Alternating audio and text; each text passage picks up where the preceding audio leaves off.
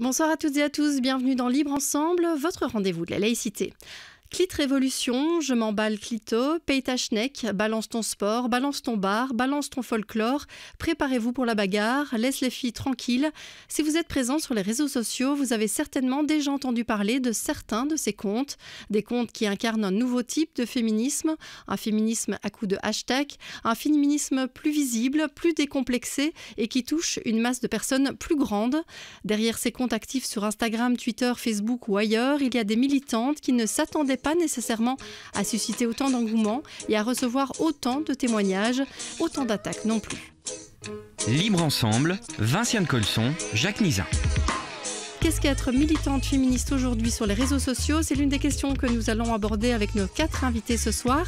Alors à distance, tout d'abord, nous accueillons Elvire Duvel-Charles. Bonsoir. Bonsoir. Vous êtes journaliste, réalisatrice et activiste, membre des Femmes depuis les tout débuts du mouvement en France en 2013 et aujourd'hui à la tête notamment du compte Instagram Clit Révolution qui compte 124 000 abonnés.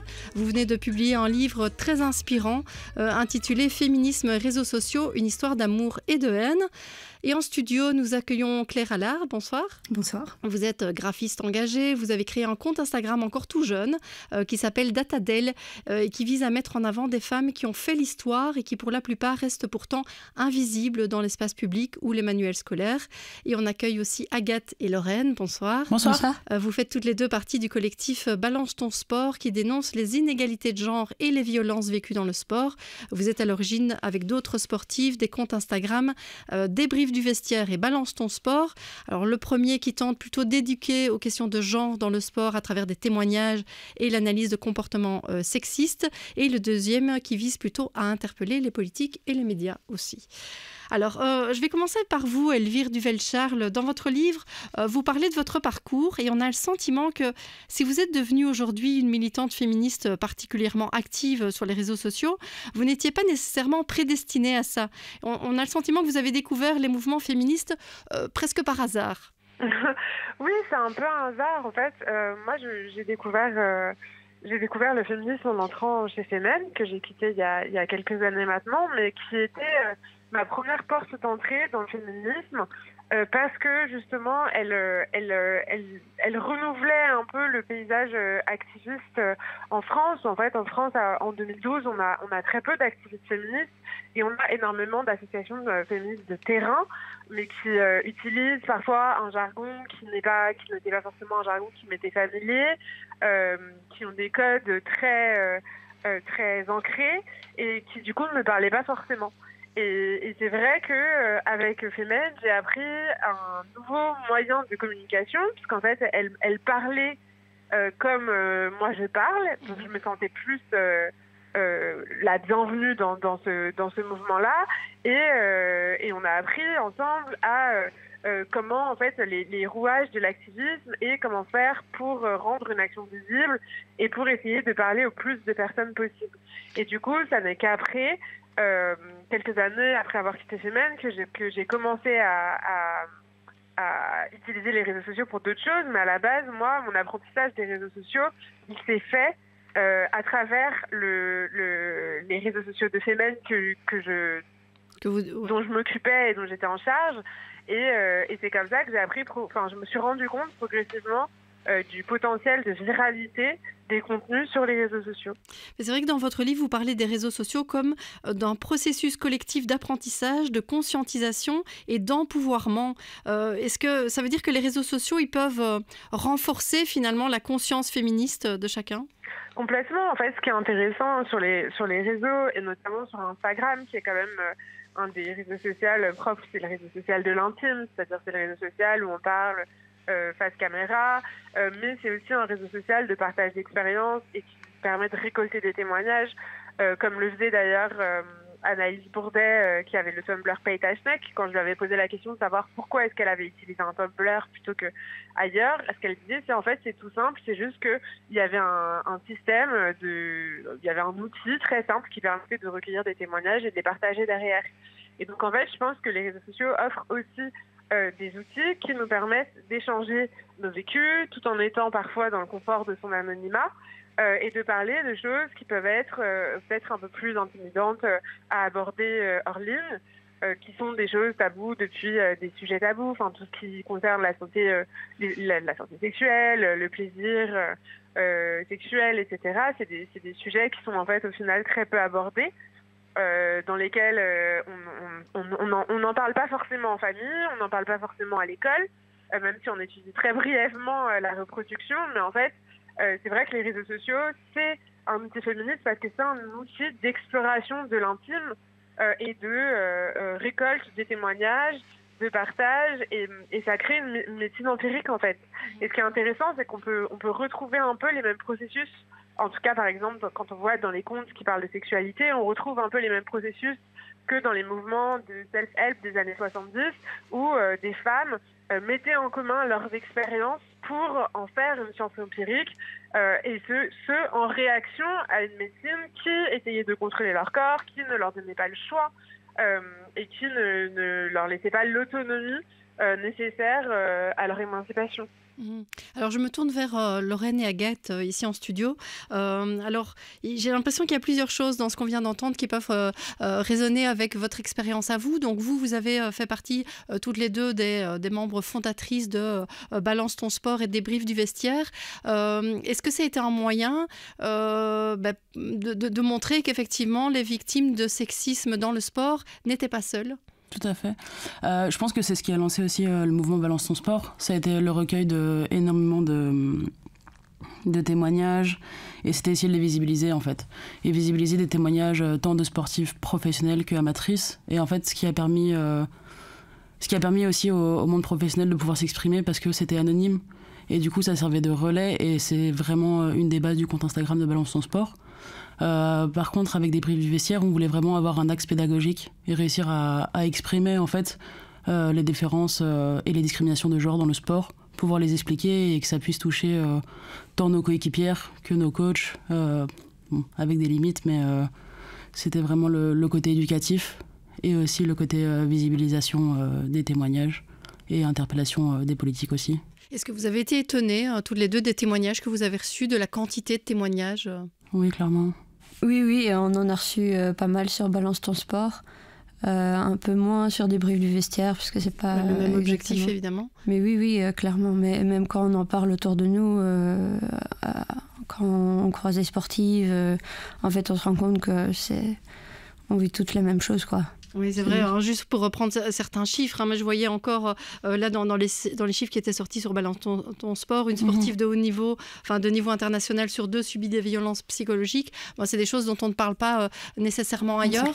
Est-ce que, par exemple, vous toutes les deux, vous étiez déjà sensibilisées au féminisme avant, ou c'est vraiment ce prisme du sport où vous êtes dit, tiens, là il y a quelque chose qui m'interpelle. Moi, en fait, j'ai peut-être subi des violences sexistes sans peut-être m'en rendre compte au départ?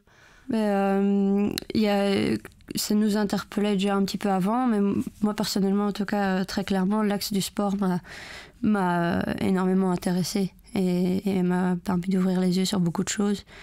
Et du coup, j'ai eu envie de partager ça autour de moi.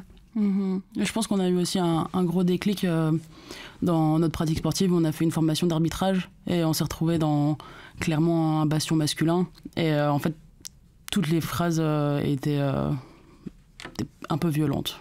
Et je pense que c'est là-dessus où après on s'est énormément renseigné. On a lu du sexisme dans le sport de Patrice Barbus.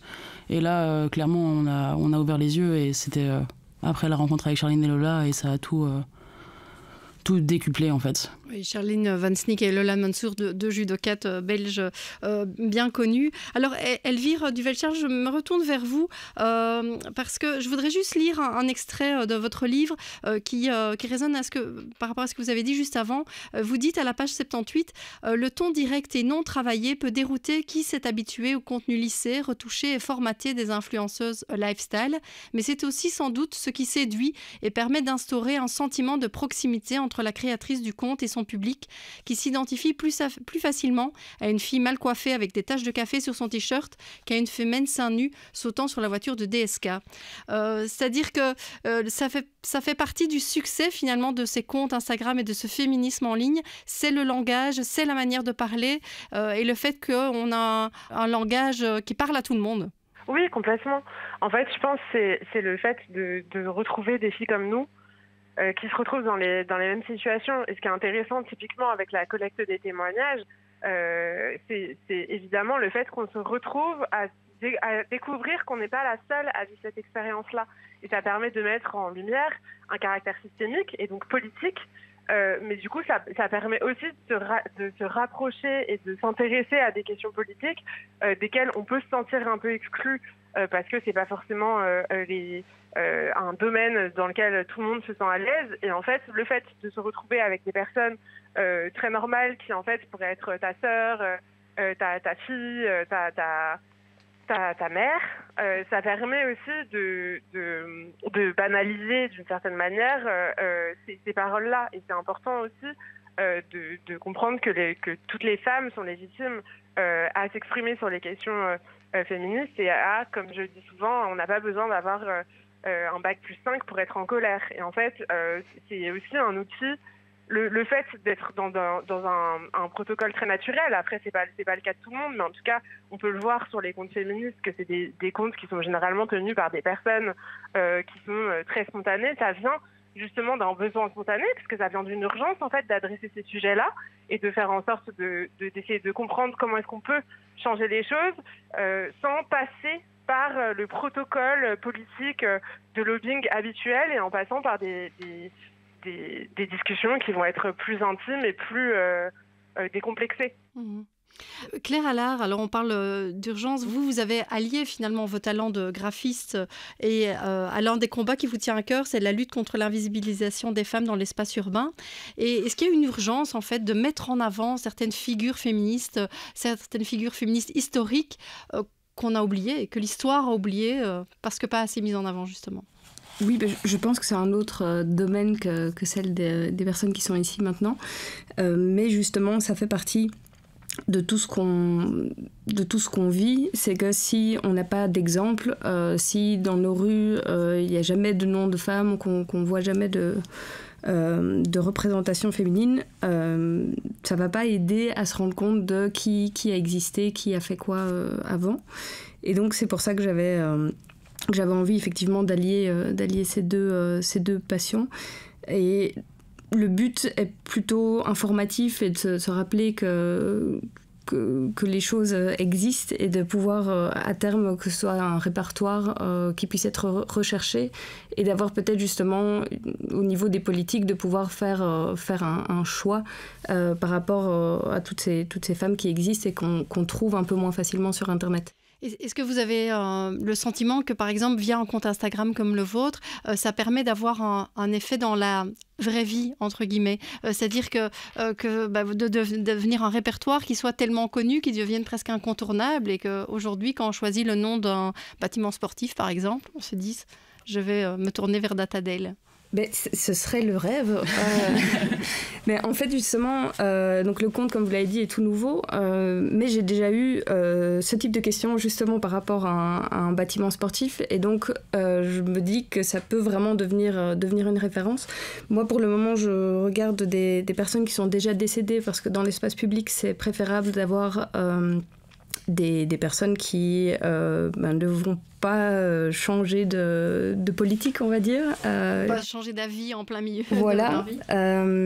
Mais je pense que ça peut vraiment être un outil parce que c'est souvent ce qu'on entend quand justement la collective Non Peut-être avec qui j'ai commencé ce travail, lorsqu'elle commençait des discussions sur justement des nouveaux bâtiments, les personnes qu'elle avait face à elle étaient souvent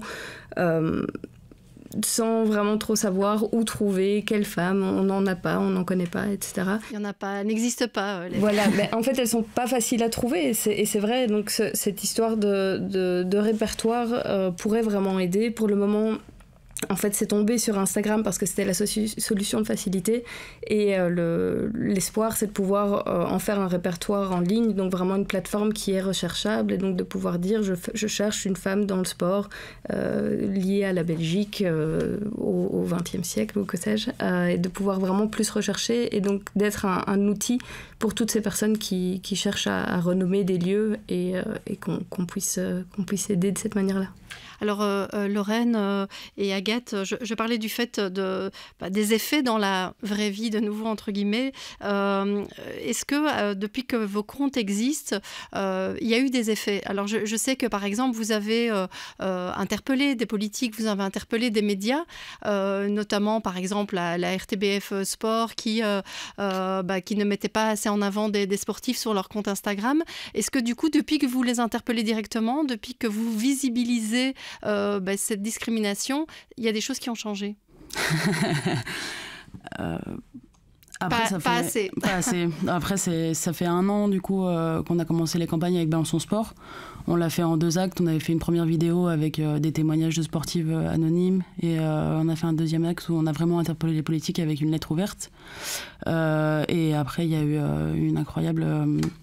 lors d'un webinaire de l'ADEPS, Charline Von Sneek du coup a fait une représentation impressionnante en rappelant les chiffres tant sur la pédocriminalité que les violences et autres agressions sexuelles dans le sport.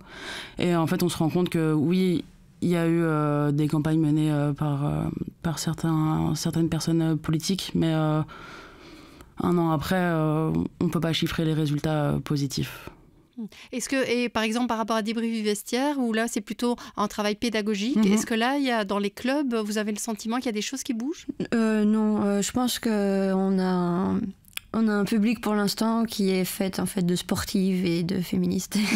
Et du coup, je pense que c'est un peu la difficulté sur Instagram, c'est que si on veut que ça ait des répercussions ailleurs, en fait, il faut agir ailleurs. Et oui, parce que il n'y a que la personne qui veut se renseigner, qui veut s'éduquer sur certains sujets, qui va tomber sur notre compte et qui va s'y intéresser réellement pour qui ça pourrait avoir des répercussions. Mais tant qu'on ne fait pas d'action dans les clubs ou quoi, ça bouge pas assez. Elvire Duvel-Charles, vous, dans votre livre, vous reprenez plusieurs exemples en fait, de choses qui au départ ne fonctionnaient pas, avaient du mal un peu à démarrer, mais où, à terme, il y a quand même eu des effets dans le monde réel. Oui, complètement. Dans le domaine, en tout cas, de tout ce qui est l'éducation sexuelle, etc., on a vu des répercussions hors ligne. Alors, il y en a énormément. On peut lister le fait que le clitoris est enfin représenté dans le manuel scolaire en 3D, en 3 dimensions, c'est-à-dire dans son entièreté. On peut citer le fait que les recherches du mot postpartum ont explosé, où en fait on peut voir sur Google que c'était un mot qui n'était pas du tout cherché à partir du moment où 4 activistes ont lancé le hashtag mon postpartum. On a eu un pic de recherche sur le postpartum qui s'est pérennisé et où du coup c'est des choses dont on commence à parler souvent et où on commence à se préparer et où il y a de plus en plus de livres qui parlent du postpartum et des choses dont on n'est pas supposé parler. On peut compter aussi le fait que typiquement les questions de consentement sont de plus en plus avec le mouvement MeToo, mais aussi après avec l'apparition justement des comptes d'éducation sexuelle, l'éducation au consentement est de plus en plus présente et de plus en plus claire, qui a expliqué d'ailleurs en grande partie l'augmentation du nombre de femmes qui vont porter plainte pour des viols ou des agressions sexuelles commis il y a des années. Et donc oui, il y a un réel impact hors ligne. Mais je pense que c'est le cas. En fait, c'est toujours difficile à chiffrer et c'est toujours difficile de le montrer. Et typiquement, dans le cas des questions du sexisme autour du sport, etc., ce sont des choses qui, en effet, prennent du temps, mais qui ont des résonances et qui permettent, à minima, aux personnes qui vivent ces situations-là, de savoir que ces situations ne sont pas normales. Ça ne veut pas dire qu'elles ne vont plus les vivre, mais ça veut dire que ça change quand même le prisme et la manière dont on le voit, ce qui veut dire aussi que des personnes qui vivent des violences sexistes vont peut-être plus facilement être écoutées et prises en charge que ça n'était le cas il y a quelques années. Oui, Agathe, vous vouliez réagir? Oui, en fait, je pense que ça rejoint un peu l'idée que tout ce travail qui a été fait en amont via des féministes sur les réseaux sociaux permet justement, par exemple dans le milieu du sport, qui est un milieu encore très masculin, d'avoir des grilles de lecture en fait. Et du coup, tout le travail, comme dit Elvire, qui a été fait avant, nous permet, nous, après, de le calquer sur le sport et de réussir, en fait, à travailler sur un autre sujet. Voilà. Alors, certaines d'entre vous, du coup, toutes, on va dire ici, tous les comptes dont on a parlé, c'est plutôt des collectifs, même si, Elvire, vous avez aussi votre compte personnel, mais on va dire Clit Révolution, Datadel, Balance ton sport, Débrief du vestiaire, ce sont des collectifs. Est-ce que le fait de travailler comme ça, avec des comptes collectifs, ça permet de lutter sans s'exposer personnellement et sans peut-être avoir des attaques dirigées vers soi, du harcèlement dirigé vers soi directement? Moi, de mon côté, avec Datadel, c'était pas vraiment une nécessité que je sois mise en avant. Je pense que c'était pas vraiment une voix à porter, justement, mais un projet qui pourrait être plus grand que moi, que l'idée de pouvoir avoir d'autres associations qui pourront travailler là-dessus avec moi. Et donc, c'était plutôt dans ce sens-là, donc de pas forcément voir l'utilité de mettre en avant, mais si on cherche, je dis que je suis graphiste et puis on me retrouve facilement. Donc mais par exemple, vous n'avez pas eu, vous personnellement, d'attaque depuis que vous avez créé le compte? Il n'y a pas de messages privés sexistes, de personnes qui vous disent rien à foutre de ces femmes dans l'histoire? J'ai eu mon premier horrible message la semaine dernière, mais qui n'était pas sur ce compte-là, qui était sur celui en tant que graphiste. Mais en fait, en tant que graphiste, je montre aussi que je suis engagée au niveau écologique et féminisme, et apparemment ça résonne, et donc voilà, j'ai eu mon premier mal de ventre en lisant ça, mais voilà, j'espère juste que ça se reproduira pas, mais j'ai l'impression que finalement c'était peut-être mon compte de graphiste qui dit plus ce que je pense et qui me met plus en avant que Datadel, qui est vraiment très informatif et qui j'espère va pas exciter des imbéciles, mais voilà. Mais Elvire, peut-être, comment on peut lutter et s'engager dans le féminisme sans trop s'exposer personnellement? C'est très difficile. Il me semble que c'est même peut-être une mission impossible, c'est-à-dire qu'à partir du moment où on est identifiable en tant que féministe, y compris en tant que collectif féministe, y compris en tant que personne anonyme, on se confronte, hélas, souvent, et généralement fatalement, à des messages malveillants et violents, de la même manière que quand on est femme dans l'espace public, on se confronte fatalement à des violences sexistes. Donc pour moi, c'est un peu une équation impossible à résoudre. Par contre, il y a en effet de plus en plus d'outils qui essayent, les plateformes essayent de mettre en place, même si elles ne sont pas particulièrement efficaces sur cette question-là, des outils pour réguler qui sont les personnes qui peuvent commenter, qui peuvent nous contacter, etc.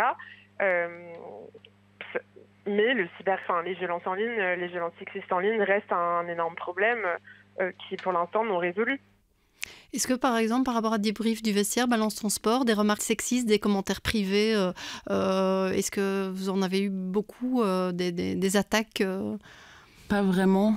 Des commentaires déplacés, on en a eu quelques-uns.